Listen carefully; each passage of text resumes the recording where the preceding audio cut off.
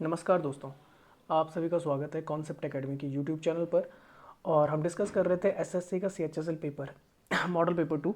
और इसमें मैं मैथ्स डिस्कस कर चुका हूँ 25 क्वेश्चन, रीजनिंग डिस्कस कर चुका हूँ और इंग्लिश डिस्कस कर चुका हूँ। लास्ट जो है टॉपिक वो जीएस का है 25 क्वेश्चन। तो इस वीडियो में हम 25 क्वेश्चन जीएस के डिस्कस करेंगे जो रिलेटेड आपका सीएचएसएल से। तो पहला क्वेश्चन लिखा है, which of the following language has been given the status of the classical language by the central government recently नहीं लिख सकते क्योंकि लास्ट जो मिला था वो उड़ीसा को मिला था। उड़ीसा का है जो आपका लगभग 2014 में मिला हुआ है। पहली जो लैंग्वेज थी वो थी तमिल, इसको आपका 2004 में मिला हुआ है। इसके अलावा मैं बता देता हूँ संस्कृत है, संस्कृत को तमिल के बाद मिला हुआ है 2005 में, ये आप याद रखना। उसके बाद कन्नड़ा है जो आपकी कर्नाटक में बोली जाती है, ये मिला हुआ है इसे 2008 में। उसके बाद आती है तेलुगु, उसको भी सेम ईयर मिला हुआ है 2008 में। और उसके बाद आती है मलयालम और फिर उड़िया। मलयालम तो मलयालम को 2013 में मिला हुआ है और उड़िया को 2014 में। तो 1 2 3 4 5 6, ये 6 आपकी क्लासिकल लैंग्वेजेज हैं। अच्छा, इसके अलावा अगर मैं बोलूँगा ठीक है ना। अच्छा बता दूं, तमिलनाडु में बोली जाती है, कन्नड़ा जो आपकी है कर्नाटक, तेलुगु जो है आंध्र प्रदेश तेलंगाना दोनों जगह बोली जाती है, मलयालम जो है आपकी वो केरला में बोली जाती है, उड़िया आपकी बोली जाती है उड़ीसा में। ठीक है ना। अच्छा, इसके अलावा मैं बता देता हूँ कि 6 तो आपके क्लासिकल लैंग्वेजेज है, 8 आपके क्लासिकल डांसेज हैं। ठीक है ना, ये आप याद रखना, मुझे यहाँ पर जगह मिलेगी। ठीक है, यहाँ पर लिख देता हूँ मैं। तो 8 क्लासिकल डांसेज कौन कौन से देखो एक है आपका कथक जो उत्तर भारत में होता है, ठीक है, नॉर्थ इंडिया में। फिर एक कथकली,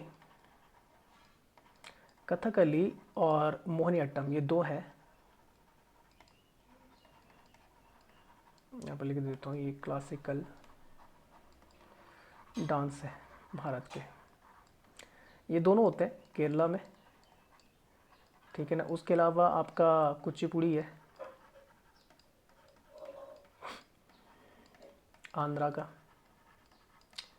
ठीक है ना। भरतनाट्यम है, भरतनाट्यम ये आपका तमिलनाडु का। ठीक है ना। उसके अलावा सत्रिया डांस है, ये असम का है। उसके अलावा उड़ीसी है या उड़िया डांस है, तो ये उड़ीसा का है। और एक आपका मणिपुरी डांस है, मणिपुरी डांस फॉर्म, ये मणिपुर का है।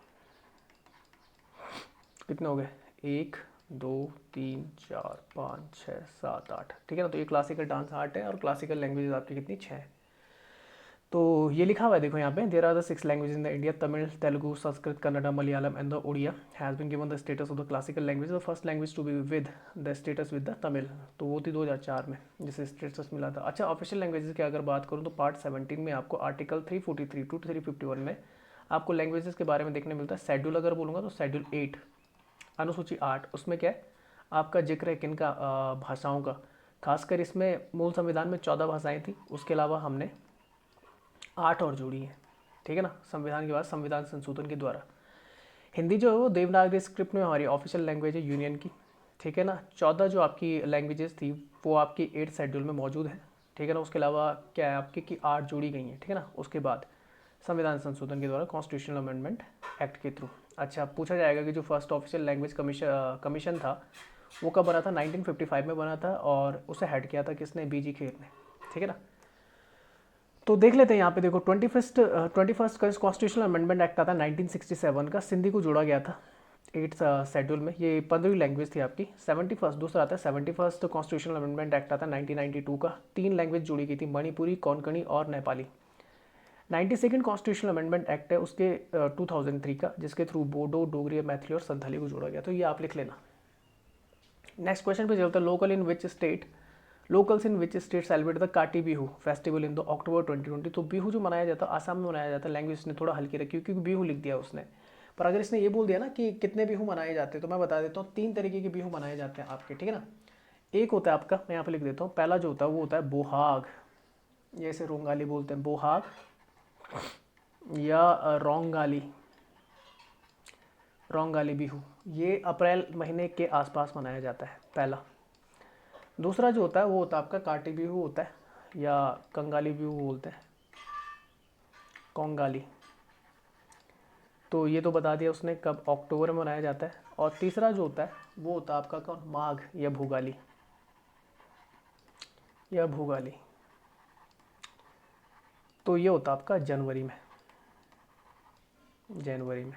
तो ये आप याद रखना कि 3 तरह के बिहू फेस्ट मनाए जाते हैं, तीनों ही किससे रिलेटेड है, आपके एग्रीकल्चर फील्ड से रिलेटेड है, ठीक है ना। जब फसल वहाँ पे उगती है ना तो तब मनाए जाते हैं आपके ये, इस तरीके से मान सकते हैं आप। तो असम हो गया। बाकी बात कर ले तो लिखा हुआ तो लोकल्स इन द बोगईगांव या असम में Kati Bihu festival is Assam on the 17th of October 2020. Kati Bihu marks an important day for the Assamese people as they celebrated by the lighting up their homes and the agriculture field. People perform the cultural dances and organize the fest. On this day, earthen lamps are lit at the foot of the household tulsi plant and the granary and the paddy fields. Assam की बात करें तो पूछा जा सकता है, क्योंकि असम अभी न्यूज़ में इसलिए था क्योंकि वहाँ पे चुनाव हुए और आपके बोल सकते हैं कि नए सीएम बने, बीजेपी वहाँ पे जीती है। तो हेमंत विश्व शर्मा, हेमंत विश्व शर्मा ये बने आपके नए सीएम, ठीक है ना। पहले कौन थे, तो सर्बानंद सोनोवाल थे। तो 33 डिस्ट्रिक्ट्स हैं, 14 लोकसभा सीट्स हैं, 7 राज्यसभा सीट्स हैं। डैम्स हैं यहाँ पे सुबनसरी लोअर डैम जो सुबनसरी रिवर पे, और कार्बी लांगपिक डैम है ये बोरपानी रिवर पे। और कुछ यहाँ के रजिस्टर्ड जीआई है, जियोग्राफिकल इंडिकेशन यहाँ पे मिला हुआ है, जैसे मूगा सिल्क को मिला था अभी हाल फिलहाल में असम की, और दूसरा आपका कार्बी आंगलोंग जिंजर है यहाँ का, उसे मिला, तेजपुर लीची को मिला है। तो ये आप जरूर लिख लेना, पूछ लेता है वो करंट अफेयर्स के केसेस में 1 साल का जो पूछा जाता है। नेक्स्ट चलते, नेक्स्ट क्वेश्चन है, in the September 2020 which of the following signed an MOU with the PSU major national aluminium company NALCO for the supplying the calcinate petroleum coke. Coke जो होता है वो आपका कोल से बनता है और ये होता है आपका एनारोबिक कंडीशन में, एनारोबिक कंडीशन होती, ठीक है ना। एनारोबिक कंडीशन होती है जब अपसेंट होता है क्या आपका O2, तब कोक बनाया जाता है, ठीक है ना। तो MOU मतलब होता है मेमोरेंडम ऑफ अंडरस्टैंडिंग, ये दो किसी भी यानी कि फर्म्स के बीच में हो सकता है, PSU पब्लिक सेक्टर यूनिट बोलते हैं, ठीक है ना। तो ये हुआ है किसके साथ, नुमालीगढ़ रिफाइनरी के साथ। नुमालीगढ़ रिफाइनरी आपके आसाम में, ठीक है ना, लिखा हुआ है Numaligarh refinery LTD NRL signed an MOU with the PSU major national aluminium company LTD NALCO for supplying the calcinate petroleum coke for the year, for the 5 year, ठीक है ना, 5 साल के लिए दिया। एस्टिमेटेड सेल जो होगी 40,000 मैट्रिक टन्स होगी सालाना। और नाल्को के जो अभी चेयरमैन और मैनेजिंग डायरेक्टर उनका नाम है श्रीधर पात्रा, और जो आपके NRL के नुमालीगढ़ रिफाइनरी LTD के जो डायरेक्टर उनका नाम है अभी SK बरुआ। तो ये दोनों आप नोट कर लेना। नेक्स्ट चलते who won the 10 metre air pistol event in the 5th edition of the international online shooting championship. तो अक्टूबर 2020 को तो यशस्वनी, ठीक है ना, यशस्वनी सिंह देसवाल। तो ये 10 मनु भाकर भी आपकी शूटिंग से रिलेटेड है। इनका नाम पहली बार जब आया था तो वो आया था आपका जब आपका रियो दी जेनेरियो में, ठीक है ना, 2019 में ISSF वर्ल्ड कप हुआ था, तब इनका नाम सुर्खियों में आया था। इंटरनेशनल शूटिंग स्पोर्ट्स फेडरेशन बोलते हैं, ठीक है ना। तो ये रियो दी जेनेरियो में हुआ था। रियो दी जेनेरियो आपका कहाँ है, ब्राज़ील में। नेक्स्ट चलते हैं, which of the following statement with respect to BrahMos is not correct. अच्छा, ब्रह्मोस एक सुपरसोनिक क्रूज मिसाइल है। सुपरसोनिक से मतलब होता है कि 4 कैटेगरीज होते हैं अगर मैं आपको बताऊं तो। एक होती है आपकी सबसोनिक कैटेगरी, एक होती है आपकी ट्रांससोनिक कैटेगरी, एक होती है आपकी सुपरसोनिक कैटेगरी, और एक होती है आपकी हाइपरसोनिक कैटेगरी। ये 4 कैटेगरीज आपको देखने को मिलती हैं मिसाइल सिस्टम में कि किस तरह की उसकी स्पीड है। स्पीड ये होती है कि जो साउंड की स्पीड होती है, 332 मीटर पर सेकेंड होती है, ठीक है ना, निर्वात में, वैक्यूम में, तो इसको माना जाता है। तो अगर इससे कम है तो उसे अगर इतनी है तो इसे 1 मैक बोला जाता है। कितना बोला जाता है, 1 मैक बोला जाता है। तो ट्रांससोनिक जो स्पीड होती है वो 1 मैक होती है, मतलब ये जो होती है आपकी साउंड की स्पीड के बराबर ट्रांससोनिक स्पीड बोला जाता है। सबसोनिक होती है वो लेस देन होती है 1 मैक, मतलब साउंड की स्पीड से कम होता है। सुपरसोनिक जो होती है 1 से 5 तक होती है मैक तक, मतलब साउंड की स्पीड से 1 से 5 गुना तक हो सकती है। हाइपरसोनिक 5 से ज़्यादा होती है। ब्रह्मोस जो मिसाइल है वो सुपरसोनिक है, पर हम एक ब्रह्मोस का एक नया वेरिएंट आपका तैयार कर रहे हैं जो हाइपरसोनिक हो सकता है। अभी जो सुपरसोनिक ब्रह्मोस मिसाइल हम यूज़ करते हैं उसकी जो स्पीड है 2.8 मैक के आसपास है, ठीक है ना, लगभग 3 गुना है साउंड की स्पीड से। और हाइपरसोनिक जो हम करेंगे वो लगभग 7 to 8 होगी मैक में, ठीक है ना। पर उसके लिए हमें जो इंजन यूज़ करना पड़ेगा रैम जेट की जगह स्क्रैम जेट यूज़ करना पड़ेगा, ठीक है ना, ये ज़्यादा तेज़ होता है आपका, तो स्क्रैम जेट इंजन यूज़ किया जाएगा। तो अब मैं ऑप्शन पढ़ लेता हूँ। लिखा हुआ है पहला कि BrahMos is 2 stage missile with the solid, बिल्कुल सही है, 2 स्टेज मिसाइल सिस्टम है हमारा, सॉलिड प्रोपेलेंट बूस्टर भी लगा हुआ है इस पर, और जो फर्स्ट स्टेज में और सेकंड जो आपका लिक्विड रैमजेट है सेकंड में, तो ये आपका सही है। नेक्स्ट लिखा हुआ द क्रूज मिसाइल, बिल्कुल सही है, ये सुपरसोनिक क्रूज मिसाइल है। क्रूज मिसाइल और दो तरीके की मिसाइल होती है, एक क्रूज मिसाइल होती है, एक बैलिस्टिक मिसाइल होती है। तो बैलिस्टिक क्या होती है कि लैंड टू लैंड होती है, इस तरीके से होती है कि प्रोजेक्टाइल मोशन जैसे तोप से निकलता है ना आपका, या जैसा आपने देखा होगा कोई भी मिसाइल आपकी चलती है जो प्रोजेक्टाइल मोशन में चलती है, या तोप से जब बम गिराया जाता है वो उसे बोला जाता है बैलिस्टिक, ठीक है ना। क्रूज मिसाइल जो होती है वो टारगेट को फॉलो करती है अपना, तो ये थोड़ा दिमाग में रखना। The cruise missile like the BrahMos are the type of the system known as the stand off range weapons, बिल्कुल सही है। BrahMos is a joint venture of the defence research DRDO, ठीक है ना, defence research and development organisation DRDO का है। और Russia की आपकी कौन सा है आपका, तो ये है मासिनो स्ट्रोयेना, तो ये बिल्कुल सही है, ठीक है ना। नाम किसके नाम पे रखा गया, तो ब्रह्मोस का जो नाम है, ये जो BRAH आता है ये ब्रह्मपुत्र से आता है, मॉस जो आता है मॉस्कोवा रिवर से आता है। मॉस्कोवा रिवर बहती है आपकी कहाँ, रशिया में, मॉस्को वहाँ की कंट्री है, सॉरी मॉस्को वहाँ की कैपिटल है रशिया की, ठीक है ना। अच्छा लास्ट लिखा as of now it can be launch from the land and sea version, नहीं नहीं नहीं, ये गलत है। तीनों वेरिएंट हमारे पास मौजूद है, लैंड सी और एयर, क्या बोलते हैं एयरफोर्स का। बात समझ में आ गई, तो यहाँ पे यही चीज़ें सारी लिखी हुई है, यहाँ पे लिखा हुआ लैंड एंड सी, तीनों वेरिएंट हमारे पास है। अच्छा जो सिप वेरिएंट है, जैसे यहाँ पे लिखा हुआ 2005 में सबसे पहले जो हमने किया था वो आपका सी वेरिएंट ही यूज़ किया था 2005 में।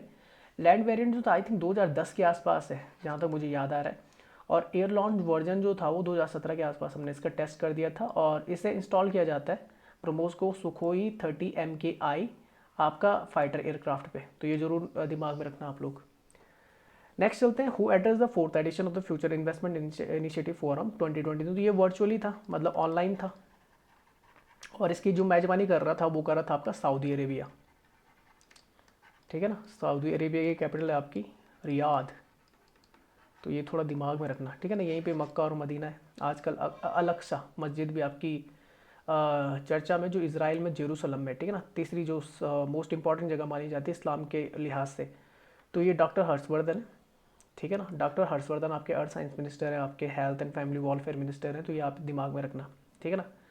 तो इन्होंने क्या किया है, इसे बोल सकते हैं हेड ऑन किया इंडिया की तरफ से। तो यहाँ पे उन्होंने लिखा हुआ है देखो, doctor Harshvardhan union minister for the health and family welfare address the 4th edition of the future investment initiative from the 27th January through the video conference. अगर आपको ये दिख नहीं रहा तो कोई दिक्कत नहीं, मैं इसका जो PDF है वो शेयर कर दूंगा अपने टेलीग्राम ग्रुप पे, वहाँ से आप इसे पढ़ सकते हैं। आगे लिखा हुआ है hosted in the Riyadh Saudi Arabia, theme जो था द न्यू रेनेसा, और टाइम स्पान जो था 28 जनवरी 2021। The purpose of the forum being hosted was the find solution on the how business and the government can expect access to the healthcare workers, remove the regulatory barriers and encourage the investment in the advanced health technology. Dr. Harshvardhan underlined that this dynamic platform has become an important part of the calendar of the business world. He reminded the audience of the India's historical ties and the contact with the Saudi Arabia, which has led a strong foundation for their strategic partnership today. He also appreciated the Saudi Arabia contribution to the world economy and the thank to the country for looking after the Indian minority during the pandemic. Dr. Harshvardhan highlighted the 5 big trends which are emerging due to the COVID-19 and the influencing global business. तो ये 5 कौन कौन से मैं बता देता हूँ. The impact of the technology innovation, importance of the infrastructure and the global growth, change coming in the human resources and the future of the work, compassion for the environment, business friendly governance with a focus on the whole of the society and the government approach. अच्छा प्रकाश जावड़ेकर की अगर मैं बात करूँ तो प्रकाश जावड़ेकर आपके ministry of environment forest and climate change minister है, उसके साथ ही उनके पास इंफॉर्मेशन ब्रॉडकास्टिंग डिपार्टमेंट भी है, मिनिस्ट्री है। निर्मला सीतारमण की बात करें तो finance and ministry of the corporate affairs इनके पास है। कर्नाटका, नॉर्थ कर्नाटका से आती है, ये लोकसभा की आपकी मेंबर, लोकसभा की आपके सांसद है। प्रकाश जावड़ेकर आई थिंक मध्य प्रदेश से आते हैं और ये आपके राज्यसभा से। रविशंकर प्रसाद की बात करें तो लॉ एंड जस्टिस है, कम्युनिकेशन है, इलेक्ट्रॉनिक्स एंड इन्फॉर्मेशन टेक्नोलॉजी इनके पास है। पटना साहिब बिहार से आते हैं, लोकसभा के सांसद है सांसद है बीजेपी के। डॉक्टर हर्षवर्धन है तो ministry of the health and the family welfare है, साइंस टेक्नोलॉजी आता है, अर्थ एंड साइंस इनके पास आता है। चांदनी चौक दिल्ली से ये लोकसभा के आपके सांसद है बीजेपी से, तो ये आप याद कर लेना। नेक्स्ट चलते हैं, from which of the following Indus valley sites the evidences of double burial been found, तो ये लोथल में, लोथल आपका गुजरात में, ठीक है ना। कालीबंगन की अगर बात करूँ तो राजस्थान में, सुरकोटदा की बात करूँ तो गुजरात में, और मोहनजोदड़ो की बात करूँ तो सिंध में, सिंध आपका पाकिस्तान में। तो पढ़ लेते हैं। वैसे इंडस वैली सिविलाइजेशन की बात करें तो ये लगभग 2450 जो मेच्योर फेज आता है, वैसे पुरानी है काफ़ी, 2450 से लेकर 1700 के आसपास तक इसे माना जाता है। अलग अलग है, कहीं 1900 लिखा रहता है, तो BC के आसपास मानी जाती है। उस टाइम की सबसे बड़ी सिविलाइजेशन ये मानी जाती है। सबसे पुरानी जो मानी जाती है वो मानी जाती है आपकी कौन सी, मेसोपोटामियन सिविलाइजेशन, जो यूफ्रेटिस क्या बोलते हैं, यूफ्रेटस और टिग्रिस रिवर के किनारे थी। उसके अलावा आपकी देखो एक थी चाइनीज सिविलाइजेशन थी जो हुआंगो रिवर पर थी, और एक आपकी इजिप्शियन सिविलाइजेशन थी जिसे नील रिवर सिविलाइजेशन बोलते हैं, वो नाइल रिवर पे थी। देखा, Indus sites are was plan in the grid pattern which road always intersected in the 90 degree. यहाँ पे जो रोड होती थी, जो रास्ते होते थे, वो 90 डिग्री पे क्या करते थे, एक दूसरे को काटते थे। ये याद रखना। The most remarkable aspect was the central drainage system. Central drainage system ये होता था कि नालियाँ बनी होती थी हर घर में, पीछे की तरफ होती थी, which was fully covered and the connected with the bathroom. A significant feature of the Indus valley people is that they build the burnt bricks building. बिल्कुल सही है कि ये पकी हुई ईंटों का इस्तेमाल करते थे मकान बनाने के लिए। The bronze sculpture of the dancing girl ये भी मिला है, ठीक है ना, called the masterpiece of the Indus valley civilisation. Series and the sealing was made up the steatite. Steatite की बनी होती है, स्टेटाइट मतलब सेल खड़ी होती है, जिससे क्या बनाते थे, मोहरे वगैरह बनाते थे। दो तरीके की होती है, रेक्टेंगुलर शेप और सर्कुलर शेप, आयताकार और गोलाकार। अच्छा, ये लोथल है, लोथल में कौन कौन से जरूर लिख लेना। तो डबल ब्यूरल का मिला है, राइस हस्क मिला है, टेराकोटा के आपके एविडेंसेस मिलते हैं। टेराकोटा आपकी मिट्टी थी जिससे बर्तन वगैरह बनाते थे। फिगराइन ऑफ द हॉर्स, डॉकयार्ड ये से माना जाता है। लोथल को डॉकयार्ड भी बोलते हैं, ठीक है ना, यहीं पे जहाज आके रुकते थे, ठीक है ना। अच्छा, फिर terracotta model of the ship यहाँ पे मिला है। कालीबंगन की अगर बात करें, जो राजस्थान में मैंने बताया, एविडेंस ऑफ द फरोटलैंड्स हो गया, वुडन फोरो हो गया आपका, 7 फायर एल्टस हो गया, या प्लस फायर सर्फेसेज हो गया।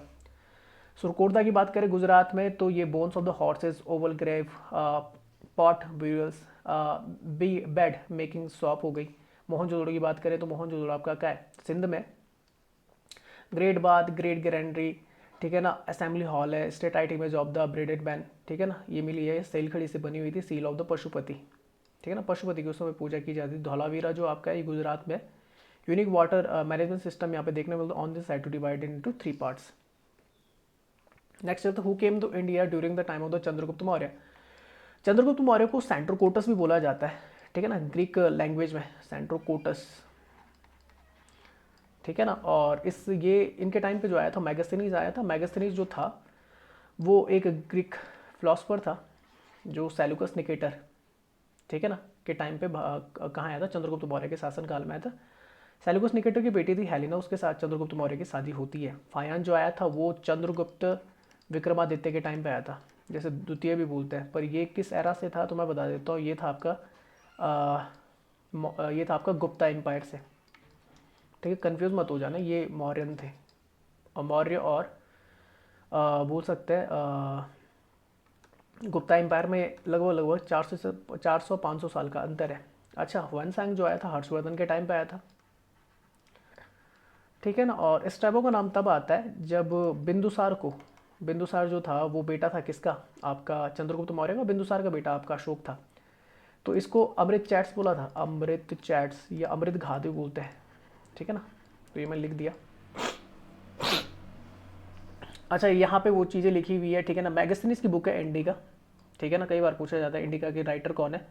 Originally book was is now lost, नहीं है, पर इसकी कॉपी आपको देखने को मिलती है, ठीक है ना। तो सेल्यूकस निकेटर के टाइम पे आया था। ह्वेनसांग मैंने बता दिया। अब्दुल रज्जाक एक थे जो 1443 टू 1444 के आसपास आए थे विजयनगर एम्पायर में, जब देवराय द्वितीय का काल चल रहा था। कैप्टन विलियम हॉकिंस आप जानते, जहांगीर के टाइम पे आया था। इन्हीं को इंग्लिश खान बोला था क्योंकि अरेबिक लैंग्वेज में इनकी काफ़ी अच्छी पकड़ थी, तो उससे काफ़ी ज़्यादा खुश हुए थे जहांगीर, ठीक है ना। तो ये थोड़ा दिमाग में रखना है।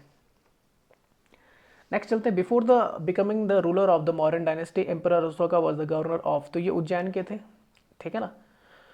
तो लिखा हुआ Ashoka father Bindusara appointed him as the governor of Ujjain which was the important administrative and the commercial centre of the Avanti. अच्छा, याद रखना कि अशोक जो बेटे थे वो बिंदुसार और सुभद्रांगी के थे।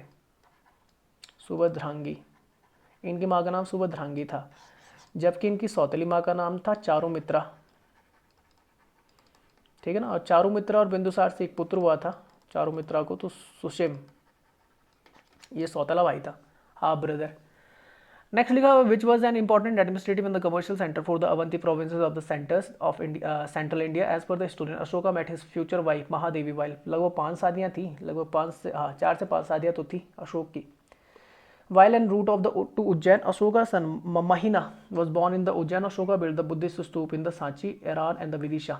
ठीक है ना, लिखा हुआ है emperor Ashoka ruled almost all over the Indian subcontinent of the 268 to 232 BC। जो आपकी थर्ड बुद्धिस्ट काउंसिल हुई थी ये भी इन्हीं के टाइम पे हुई थी 250 BC के आसपास, ये आपने याद रखना है, ठीक है ना। थर्ड बुद्धिस्ट काउंसिल पाटलिपुत्र में हुई थी। अच्छा नेक्स्ट लिखा हुआ है और मोगलीपुत्रतस्य, ये कौन थे, मोगलीपुत्रतस्य, इन्होंने क्या किया था, प्रिसाइड किया था, इन्हीं का नाम क्या था आपका, उपगुप्त, उपगुप्त, ठीक है ना। तो Chandragupta Maurya capital was the Pataliputra, spread the Buddhism across the Asia, खासकर इन्होंने साउथ एशिया की तरफ, साउथ ईस्ट एशिया की तरफ इन्होंने क्या किया था, फैलाया था किसको, आपका बुद्धिज्म को। और ऊपर की तरफ किसने फैलाया था, चाइना भूटान की तरफ, इस तरफ किसने फैलाया था, तो ये फैलाने वाले कौन थे आपके, तो वो थे आपके कनिष्क। नेक्स्ट चलते, नेक्स्ट लिखा one among the following was not a silent feature of the government of India act 1935। तो लगभग 65% आपका देखा जाएगा इंडियन कॉन्स्टिट्यूशन वो government of India act 1935 based है। पहले का इन marked the beginning of the provincial autonomy, बिल्कुल सही है, उस समय दे दिया गया था, प्रोविंशियल ऑटोनॉमी दी गई थी उस समय, राज्यों को अधिकार मिले थे। The act provide the all India federation, बिल्कुल सही है। इट एबलिश डायकी in the provincial level, provincial level से डायकी हटा दी गई थी। डायकी मैं समझा दूंगा अभी आपको, द्वैत शासन बोला जाता है, पर जो सेंटर में थी उसमें इंट्रोड्यूस कर दी गई थी। और residuary subjected was allocated to provincial legislature, नहीं प्रोविंशियल लेजिस्लेचर को दिया गया, रेजिड्यूरी पावर जो थी वो दे दी गई थी गवर्नर जनरल ऑफ इंडिया को। देखो residuary subjected were control by the governor general. ये मैं बता देता होता क्या है, आज की डेट में अगर पूछा जाता है कि जो आपकी लिस्ट है, अच्छा मैं एक चीज़ बता दूँ, जो आपकी तीनों लिस्ट है, फेडरल लिस्ट हो गई, प्रोविंशियल लिस्ट हो गई, कॉन्करेंट लिस्ट, आज इसे बोला जाता है यूनियन लिस्ट, स्टेट लिस्ट और कॉन्करेंट लिस्ट बोला जाता है। तो इसमें लगभग 100 सब्जेक्ट है, इसमें लगभग 61 है और इसमें लगभग 52 है, इतने सब्जेक्ट्स हैं जिन पे क्या कानून बनाने का अधिकार होता है। जैसे यूनियन सेंटर को होता है 100 विषय पर, स्टेट्स को होता है 61 पे और दोनों को होता है 52 में, ये आपने याद रखना है। अच्छा एक और चीज़ बता देता हूँ, ये जो लिस्ट है आपका ये 7 शेड्यूल में आती है, 7वीं अनुसूची है। अब देखो इसके अलावा क्या होता है कि ऐसे कुछ सब्जेक्ट हो सकते हैं जो इन तीनों लिस्ट में ना आए, तो उन्हें बोलते हैं रेजिड्यूरी सब्जेक्ट। तो रेजिड्यूरी सब्जेक्ट जो आज की डेट में हो, अगर वो आते हैं तो वो सेंटर के पास जाते हैं, पर गवर्नमेंट ऑफ इंडिया एक्ट के थ्रू वो किसके पास जाते थे, गवर्नर जनरल ऑफ इंडिया के पास जाते थे, ये आपने दिमाग में रखना है। चलो नेक्स्ट चलते हैं। तो यहाँ पे सारी चीज़ें लिखी हुई हैं, देखो लिखा हुआ है the act gave the more autonomy to the provinces, dyarchy was abolished at the provincial level, the subject under the federal list were divided into two, एक होता है रिजर्व सब्जेक्ट, होता है transfer subject. Reserve subject was controlled by the governor general who administered with the help of the 3 counsellors appointed by him. Transfer subject जो था administered by the governor general होता है, his council of the ministers not more than the 10। The governor general has special power to interfere the transfer subjected also a bicameral federal legislature would be established. The two houses was the Federal Assembly lower house and the Council of States upper house. ये introduce हो गए थे। Bicameral legislature was introduced in the some provincial also like the Bengal, Madras, Bombay, Bihar, यहाँ पर था। अब federal court was established in the Delhi. वैसे एक चीज़ बता दूँ कि रेगुलेटिंग 1970 रेगुलेटिंग एक्ट जो था आपका, उसके थ्रू पहली बार आपका सुप्रीम कोर्ट की स्थापना होती है। वो कहाँ होती है आपकी, कलकत्ता में, ये आपने याद रखना है। नेक्स्ट लिखा हुआ है the Indian council was abolished, the act introduce the direct election in India for the first time. Sorry. अच्छा आगे लिखे तो British parliament retain its supremacy over the Indian legislature both the province and the federal. The act provided the establishment of the Reserve Bank of India, separate communal electorate was a measure through which the British wanted to ensure the Congress party could never rule on its own. It was also a way to keep a people divided. The Government of India Act 1935 was replaced by the Constitution of India after the independence.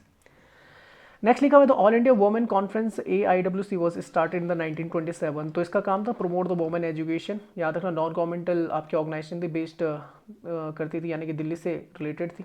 Margaret cousins थी जिन्होंने इसे found किया था। Oldest women group in India बोला जाता है, पूरे देश में इसकी ब्रांचेस हैं। और पहली जो मीटिंग हुई थी पुणे में हुई थी, और प्रिसाइड पहली बार किया था उसे किसने किया था, महारानी चिमनाबाई ने किया था, ये आपने याद रखना है। और इसका एक जनरल भी आता है, ठीक है ना, रोशनी नाम से।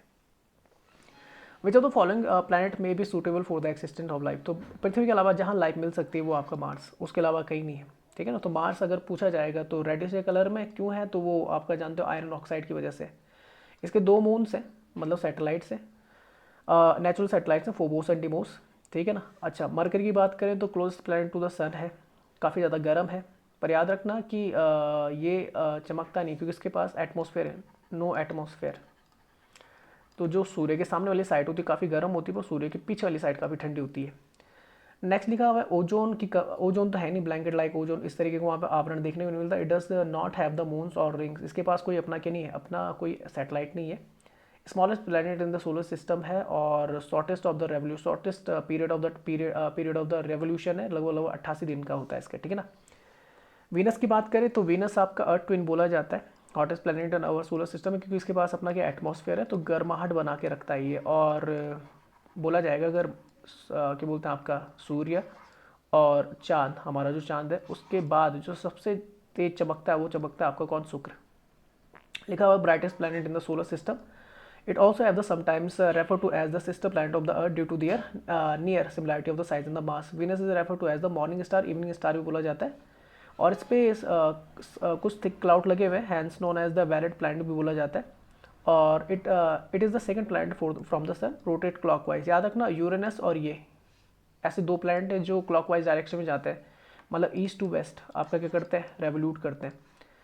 जुपिटर की बात करें तो ये ऑरेंज है कलर इसका, ठीक है ना, और सोलर सिस्टम का सबसे बड़ा प्लैनेट है। विंटर प्लैनेट भी बोलते हैं क्योंकि यहाँ पे टेम्परेचर काफ़ी ज़्यादा कैसा रहता है, लो रहता है। एटमॉस्फेयर पे आपको हाइड्रोजन और हीलियम मिलेगी, और इसका सबसे बड़ा जो सैटेलाइट है वो गैनीमेड है, ठीक है ना। ये हमारे सोलर सिस्टम का सबसे बड़ा क्या आपका सैटेलाइट है, ये पृथ्वी से बड़ा है। नेक्स्ट चलते हैं, what is theme of the census 2021 among the following theme. इसका ये आपका जनगणना से जन कल्याण। अच्छा, आवर सेंसस आवर फ्यूचर था 2011 का, 2011 का।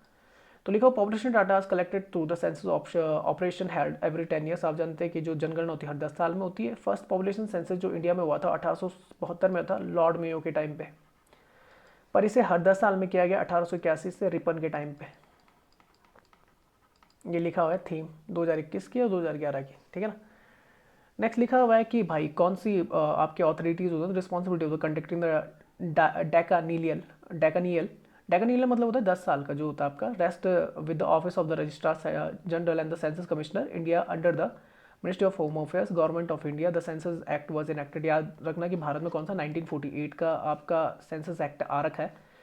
Current registrar general and the census commissioner India, ये अभी कौन है आपके, तो डॉक्टर विवेक जोशी, इनका नाम जरूर लिख लेना आप लोग, ठीक है ना। The census organisation of India, family of the 33 नोस, directorate of the census operation, headquarter ये का आपका न्यू दिल्ली में। चलो नेक्स्ट चलता है, ये नाम जरूर लिख लेना विवेक जोशी का, क्योंकि सेंसस होने वाला है अब।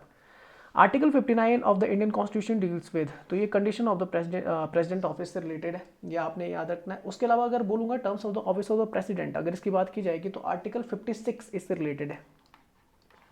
इम्पीचमेंट जो आता है वो आर्टिकल 61 में है, और इलेक्शन ऑफ द प्रेसिडेंट वो 54 में है।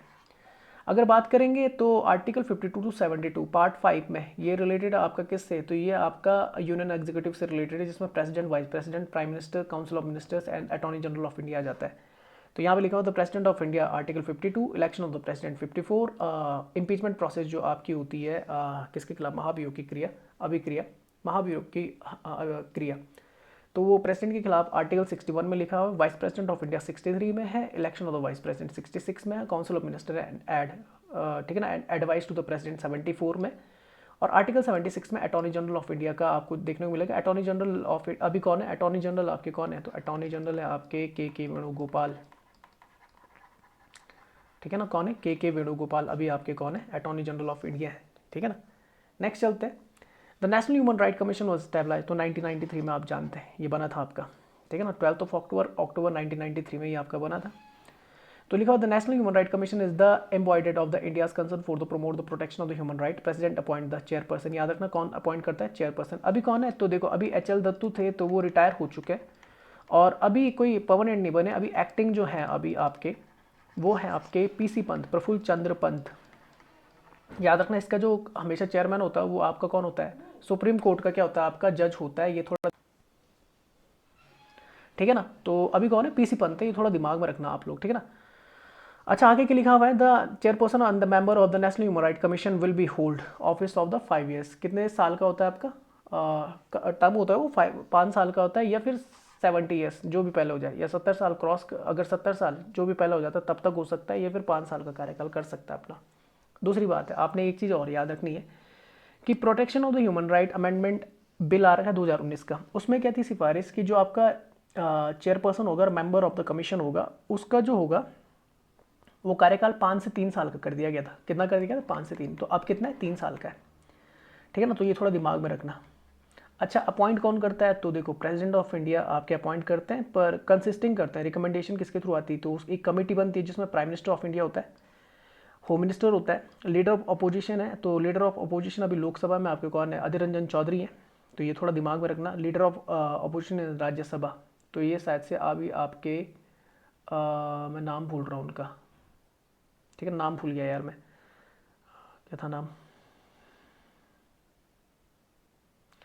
कुछ साउथ के है, नाम भूल गया। चलो कोई दिक्कत नहीं, मैं कमेंट बॉक्स में डालने की कोशिश करूँगा। अच्छा, स्पीकर ऑफ हाउस लोकसभा के, ठीक है ना, ओम बिरला, और deputy chairman of the Rajya Sabha, तो आप जानते कौन होता है? तो वह है हरिवंश नारायण सिंह। डेप्यूटी चेयरमैन बोल रहा है, चेयरमैन नहीं बोल रहा, ठीक है ना। चेयरमैन हमेशा वाइस प्रेसिडेंट होता है। अच्छा, in the context of the Indian economy what is the ways and the means? अच्छा, वेज एंड मीन्स की अगर मैं बात करूँ ना, तो पहले यहाँ पढ़ लेते हैं, तब जाके इसमें जाएंगे। तो वेज एंड मीन्स होता है the Reserve Bank of India gave the temporary loans facility to the centre and the state government as a banker to the government. तो ये टेम्पररी लोन देता है किसको? सेंटर और स्टेट गवर्नमेंट को देता है। The temporary loan facility is called the ways and means advance, इसे बोलते हैं WMA। बात समझ में? तो आंसर कौन सा बन जाता है आपका? ये these are the temporary loans advance by the RBI to central. Most important question है ये। आगे लिखा हुआ है this facility is provided to help them to tide over the temporary mismatch in the cash flow of their receipts and the payment. This is the guide under the section 17(5) of the RBI Act 1934. There are the two types of the WMA for the states, normal and the special. While normal WMA is a clean advance without the collateral, special WMA is a secured advance provided against the pledge of the government of India, dated securities. The WMA scheme of the central government was introduced in the 1st of April 1997. ये आपने याद रखना, WMA scheme was designed to meet the temporary mismatch in the receipt of the payment of the government. आगे लिखा हुआ है, यहाँ पे दिख नहीं रहा होगा तो मैं पढ़ लेता हूँ केवल, आप PDF में जूम करके देखना ना। WMA is a loan facility from the RBI to 90 days. कितने दिन की होती है? 90 दिन की, which implies that the government has to vacate the facility after the 19 days. The interest rate of the WMA is the currently charge at the repo rate पे ये लिया जाता है। The limit of the WMA are mutually decided to the RBI and the government of India. Repo rate कितना चल रहा है? लगभग रेपो रेट शायद से 4% के आसपास है, जहाँ तक मुझे लग रहा है। हाँ, 4% के आसपास है आपका repo rate, I think so. चलो मैं कमेंट में डाल दूंगा। और रिवर्स रेपो रेट शायद से 3.35 के आसपास है। चलो आगे चलते हैं। The chemical composition of chromatin is, तो क्रोमैटिन की मैं बात कर देता हूँ। तो पहले क्रोमैटिन यहाँ पे पढ़ लो। तो इसमें होता है, देखो, DNA होता है, स्टोन होता है, नॉन स्टोन प्रोटीन होता है, और RNA होता है। तो loose in the unclear network of the nucleoprotein fibers present in the nucleus during the interphase is called the chromatin. The chromatin fibers condense to form the chromosome in the division phase. The term chromatin was given by the Fleming। ये जरूर याद रखना, chromatin किसने दिया था? chromatin 2 दो तरीके का होता है, एक बोलते हैं आपका यूक्रोमेटिन और एक होता है हेटेरोक्रोमेटिन। तो इसमें कौन कौन सी चीज़ होती है? 31% आपका DNA होता है, RNA 2 to 5% होता है, हिस्टोन प्रोटीन होता है, बेसिक प्रोटीन होता है 36%, नॉन हिस्टोन प्रोटीन होता है, एसिडिक प्रोटीन होता है 28%। 20 to 30% of the part of the histone is made by the arginine and the lysine amino acids. अच्छा, euchromatin is the loosely packed transcriptionally और the genetically more actively and the lightly stand part of the chromatin. Heterochromatin देखें तो is a darkly stand thick condensed part of the chromatin that is the transcriptionally less active. It contains the more histone protein and it replicate in the last S phase, ठीक है, late S phase, ठीक है। What is the basis of the which of the part of the flower are present? Placenta होता नहीं है, ठीक है ना, फैलोपियन ट्यूब होती नहीं है, थैलेमस होता नहीं है, सेपल आंसर आ जाएगा। ये फ्लावर बना हुआ है, तो ये देख लीजिए, सेपल होता है, ये देख रहे हैं पत्ती टाइप की, ये सेपल होता है। ऊपर से जो फूल की पत्तियां आती है उसे पीटल बोलते हैं। अगर मेल है तो उसमें आपका स्टेमन होता है, उसमें दो चीज़ होती है, एंथर और फिलामेंट होता है। और फीमेल है तो बाइसेक्सुअल हो सकता है, मतलब एक ही पौधे पे दोनों चीज़ें हो सकती हैं। तो होता है आपका कौन सा? कार्पेल, उसमें स्टिग्मा, स्टाइल और ओवरी होता है। तो ये थोड़ा दिमाग में रखना। बाकी की बात कर देते तो प्लेसेंटा आप जानते हैं। तो प्लेसेंटा जो होता है आपका, मैं बता देता हूँ कि it is an organ that develop the animal uterus during the pregnancy, ठीक है ना। The structure provide the oxygen and nutrient to the growing baby and remove the waste product from the baby blood. It attach to the wall of the uterus and the baby umbilical cord, जो connected होता है बच्चे की जो cord होती है ना आपकी, नाड़ी जिसे बोलते हैं, वो माँ से कनेक्टेड होती है इसी से। यूट्रस जो होता है आपका, तो प्लेसेंटा होता है जिसे बोला जाता है। फेलोपियन ट्यूब भी होता है, तो ये जो फीमेल आपका सेक्स जो आपका क्या होता है सिस्टम होता है, वहाँ पे फेलोपियन ट्यूब देखने को मिलती है, ठीक है ना। एग फॉर्मेशन यहीं पे होता है। तो uterine tube, fallopian tube carries the an egg from the ovary, यहाँ से क्या करता है, कैरी करता है कहाँ से, ओवरी से। Women should have the 2 uterine tubes their body is a section of the fallopian tubes called the ampulla. Is generally where an egg is fertilized by the man's sperms. The resulting fertilized egg then moves to the uterus where it continues to develop until the birth. Thalamus हमारे दिमाग में होता है, ठीक है ना। जैसे thalamus और हाइपोथैलेमस दोनों हमारे दिमाग में, हाइपोथैलेमस से कनेक्टेड होता है आपका कौन सा, pituitary gland. It positions near the center of the brain and above the midbrain. It serves as the relay station for the almost all information that comes and goes to the cortex. It plays a role of the pain sensation. जो हमको pen होता है का पता लगता है वो इसी के थ्रू लगता है. अटेंशन हो गया, अलर्टनेस हो गया, मेमोरी हो गया, ठीक है ना. पीटल की अगर बात करें तो मैं बता चुका हूँ, स्टेमन की मैं बात बता चुका हूँ, ठीक है ना. तो पीटल जो होता है वो मेल, मैंने बता दिया आपको, मेल पीटल जो होता है वो पत्तियाँ होती हैं, और जो सिपल होता है वो नीचे की तरफ होता है, ओव्यूल बीच में होता है, ठीक है ना. बाकी स्टेमन आपका मेल होता है, मेल आपका सेक्स ऑर्गन होता है, और कार्पेला वो फीमेल में होता है, फीमेल सेक्स ऑर्गन होता है. नेक्स्ट चलते हैं. नेक्स्ट लिखा हुआ है कि name the layer in the wall of the stomach that contains the nerves and the blood vessels, ठीक है ना. तो ये होती है सब म्यूकेसा. कौन सी थी, सब म्यूकेसा. तो पहले मैं चित्र दिखा देता हूँ. तो सबसे बाहर वाली जो उसे सिरोसा बोलते हैं, फिर उसके अंदर आती है आपकी म्यूक्लेरेटिस, जिसमें इनर सर्कुलर होता है, आउटर लॉन्गिट्यूडनल आता है, सब म्यूकेसा आता है, उसके बाद म्यूकेसा आता है, फिर अंदर वाली जो होती है उसे ल्यूमेन बोलते हैं, ठीक है ना. तो अब मैं पढ़ लेता हूँ थोड़ा, पर आप इसे लिख लेना. लिखा हुआ है the wall of the alimentary canal from the oesophagus pipe. हमारा जो फूड पाइप उसे एसोफेगस, जिसके वजह से हमारा खाना अंदर जाता है, वो एसोफेगस पाइप के थ्रू जाता है. To rectum possesses 4 layer, namely the serosa, म्यूक्लेरेटिस, लेरिस और सब म्यूकेसा. और म्यूकेसा ही होता है. सिरोसा जो होता है, the serosa the outer most layer, अभी दिखा दिया, and is made up of the thin mesothelium epithelium of the visceral organs with the some connective tissue. It also called the tunica adventitia in the esophagus. अब फिर आता है muscularis. तो 3 होते हैं इसमें, मैंने बताया था. Muscular form smooth muscles usually arranged into the inner circular and the outer longitudinal layer, and oblique muscle layer may be present in the some region. Next चलते हैं. तो सबम्यूकस आता है. Submucous layer is the form to loose the connectivity tissue containing the nerve, blood and the lymphs. इसी में होता है, ठीक है ना. जितनी भी हमारी नर्व ब्लड होती है ना, लूज कनेक्टिव टिश्यू होता है, नर्व्स हो गई, ब्लड्स हो गई, लिम्फ वेसल्स हो गई, सारी सबम्यूकस लेयर में होती हैं. In the duodenum gland are also present in the submucosa, ठीक है ना. ग्लैंड भी वहीं पे होती है हमारी. Mucosa is the inner most layer of the gut that contain the secretory and the absorption power. यहीं पे देखना the layer from the irregular food, rugae बोलते हैं. Stomach and the small finger like structure यहाँ पे villi देखने को मिलते हैं. Small intestine, in the small intestine the outer, ये क्या होता है, एब्जॉर्प्शन के लिए होता है यूज, ठीक है ना. विली जो स्मॉल इंटेस्टाइन में आपका मौजूद होता है. अच्छा, the outer part call the mucosa muscularis, ठीक है ना. और लैमिना बता दिया, अंदर वाले बता दिए, पढ़ लेना यार. नेक्स्ट चलते, which of the following characteristics of the sound is measured in the hertz. तो ये होती है आपकी कौन सी, फ्रीक्वेंसी ऑफ साउंड, ठीक है ना. लाउडनेस जो होती है वो डेसिबल में होती है, ये याद रखना, ठीक है ना. तो लिखा हुआ है frequency of the sound characteristics of sound is the measured in the hertz when sound travel through the air and the atmosphere pressure varies the periodically. The number of the pressure variation per second is called the frequency of the sound. Sound wave frequency can be measured in the frequency counter or with the spectrum analyzer. These devices work by using a microphone to convert the sound wave into the electrical signal, the peaks and the valleys of the waves, and the counter to find the frequency. Intensity, अगर sound की बात करूँ तो the sound intensity also known as the acoustic intensity is defined as the power carried by the sound waves per unit area in the direction perpendicular to the area. The SI unit क्या होती है इसकी, तो ये होती है आपकी कौन सी, वॉट पर स्क्वायर मीटर. अच्छा, लाउडनेस जो होती है वो डेसिबल में होती है. Loud and soft sound seems to listener जब लगती है तो उसे लाउडनेस बोला जाता है. Intensity of the measure of the amount, तो ये डेसिबल में होता है. वेवलेंथ आप जानते हैं ये क्या होती है आपकी, वेवलेंथ होती है आपकी जो किसको दिखाता है, ये किसको दिखाता है, आपकी लेंथ को दिखाता है, ठीक है ना.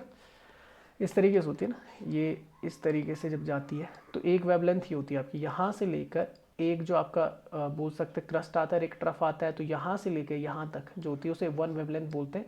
इसको आपका एम्पलीट्यूड बोलते हैं. और 1 सेकंड में जितना वेव ट्रेवल कर देती है उसे आपका क्या बोलते हैं, फ्रीक्वेंसी बोल देते हैं. नेक्स्ट चलते हैं. Which of the following scientific instrument is use to measure the distance travelled by the car. तो ये होता है आपका ऑडोमीटर. ऑडोमीटर होता है जिससे सुना जाता है, स्पीडोमीटर जिससे स्पीड देखी जाती है, और बैरोमीटर आपका एटमॉस्फेरिक प्रेशर के लिए होता है, ठीक है ना। तो यहाँ पे लिखा हुआ है सारा, आप पढ़ लेना, ठीक है ना। देखो यहाँ पे लिखा है हेडफोन्स में ऑडियोमीटर, स्पीडोमीटर मैंने स्पीड मीटर बता दिया, बैरोमीटर आपका एयर प्रेशर के लिए बता दिया। नेक्स्ट चलते, which of the following procedures would you use to separate the ammonium chloride to the sodium chloride. तो ये होता है सब्लिमेशन प्रोसेस, ठीक है ना। जब सब्लिमेशन में क्या होता है, जब सॉलिड से डायरेक्ट किस में चेंज होता है, आपका गैस में चेंज होता है, तो उसे क्या बोलते हैं, आपका सब्लिमेशन प्रोसेस बोलते हैं, ठीक है ना। और उल्टा होता है तो उसे रिवर्स सब्लिमेशन प्रोसेस बोला जाता है। तो ये थोड़ा दिमाग में रखना। बाकी मैं बता देता हूँ, जैसे अच्छा एक और चीज़ है कि रिवर्स सब्लिमेशन को डिपोजिशन भी बोला जाता है जब उल्टा होता है, ठीक है ना। अच्छा डिस्टिलेशन प्रोसेस होती है, डिस्टिलेशन इज द प्रोसेस, दिख रहा होगा यार आपको, चलो हाँ ये दिख रहा है। Distillation is the procedure by the which two mixed liquids with the different boiling point can be separated, अलग अलग कर दिए जाते हैं। It is the important separation process chemistry industry and the food science. Distillation involves the boiling a liquid, then the condensing the gas and the collecting the liquids elsewhere. The liquid is boiled in the distilling flask, then the vapors travel to the another section of the apparatus where they come into the connect with the cool surface. Crystallization of it is a process by the which the chemical is converted into the liquid solution into the solid crystalline state. Crystallization act as both the separation and the purification steps. The crystallization process consists of the two major events. एक होता है nucleation और दूसरा होता है crystal growth. एक होता है फिल्ट्रेशन, तो filtration is the process separating the suspended solid matters from the liquid. The liquid which has pass through the filter is called the filtrate. The filter में paper, cloth, cotton wool, asbestos हो सकता है, slag और the glass wool हो सकता है, अनगैल्ड हो सकता है, अर्थनवेयर हो सकता है, सैंड और द अदर पॉरस मटेरियल्स हो सकते हैं। तो लिख लेना। नेक्स्ट क्वेश्चन पे चलते हैं। Are displayed in the centre portion of the task bar of the computer. तो ये होता है आपका कौन सा, तो ये होता है टास्क बटन, ठीक है। मैं यहाँ पे दिखा देता हूँ, ये विंडोज़ 7 का है और ये विंडोज़ 98 का और ये विंडोज़ 10 का, आपके पास जो भी है। तो मैं विंडोज़ 7 को समझाता हूँ। ये होता है स्टार्ट बटन और ये आपका पूरा टास्क बार है। ये क्या आपका पूरा टास्क बार होता है। यहाँ पे आपका नोटिफिकेशन एरिया होता है, इस तरफ आप जानते हैं, ठीक है ना। और यहाँ पे साइड में क्या होती है, क्लॉक होती है, टास्क बार होता है। यहाँ पर जैसे आप कोई भी अगर बोल सकते हैं, अगर आपने कोई भी प्रोग्राम अगर आपने ओपन किया, जब कोई भी फोल्डर ओपन किया, तो यहाँ पे क्या आ जाता है, मिनिमाइज हो जाता हो। यहाँ पे आपने कुछ सेट किए हुए रहते हैं अपने हिसाब से, ठीक है ना, जो पहले से बने हुए आते हैं, तो इन्हें बोलते हैं क्विक लॉन्च आइकन्स बोलते हैं। यहाँ पे आपका टास्क बार रहता है, बस इतना याद रख लेना। यहीं पे ये सारी चीज़ें लिखी हुई हैं, बाकी आप लोग जानते हैं। नेक्स्ट चलते, which of the following is the object oriented language. तो ये होती है C++, ठीक है ना। उसके अलावा जावा हो गई, रूबी होगी, तो ये क्या होती है आपकी ऑब्जेक्ट ओरिएंटेड लैंग्वेजेस होती है। तो ये programming style which a program consider collection of the object that interact with the one another is called the object oriented program, जो एक दूसरे के साथ कनेक्ट हो सकता है। And language known as the object oriented languages, ठीक है ना। तो ये थोड़ा दिमाग में रखना। नेक्स्ट चलते हैं, last question. According to new report release by the World Wide Fund WWF, ये 1961 में बना था आपका, ठीक है ना। इसका हेडक्वार्टर आपको देखने को मिलेगा ग्लैंड में। ग्लैंड का है स्विट्जरलैंड में, ये याद कर लेना। तो विच of the following city of the union territory J&K will face the water risk in the next few decade. 2050 तक, ठीक है ना, आपका श्रीनगर में पानी की किल्लत हो जाएगी। और केवल आपका श्रीनगर ही क्यों, 2050 के हिसाब से ये बोल रहा है कि 30 ऐसी इंडियन सिटीज़ हैं जहाँ पे पानी की कमी देखने मिलेगी। जयपुर हो गया, इंदौर, अमृतसर, पुणे, श्रीनगर, कोलकाता, बेंगलोर, मुंबई, कोझीकोड हो गया और विशाखापट्टनम यहाँ पे देखने को मिलेगी, ठीक है ना। तो ये याद कर लेना। तो लिखा हुआ है in a significant move to put an impact based flood forecasting mechanism in the place, the union territory of the J&K is joining hands with the UK space agency programme for the collaborating the project in the impact based flood forecasting using the earth observation based information, ठीक है ना। तो ये थी आपकी video, hope कि आपको पसंद आई होगी। जो PDF भेजूंगा उससे ज़रूर कुछ चीज़ें लिख लेना, ठीक है ना। तो व्हाट्सएप पे भी मैं आपका क्या कर दूंगा, इसे शेयर कर दूंगा कॉन्सेप्ट एकेडमी में। टेलीग्राम पे हमारा चैनल, वहाँ पे भी मैं क्या कर दूंगा, वीडियो का लिंक भी भेज दूंगा और PDF भी शेयर कर दूंगा। यूट्यूब पे आप हमें लाइक एंड शेयर कर सकते हैं, सब्सक्राइब करना ना भूलें और बेल आइकन को प्रेस करना ना भूलें। फेसबुक पे आप हमारे पेज को लाइक कर सकते हैं, इंस्टाग्राम पर भी हम हैं, वहाँ पे आप हमें फॉलो कर सकते हैं। तो इस वीडियो को देखने के लिए आप सभी का बहुत बहुत धन्यवाद। जय हिंद, जय भारत।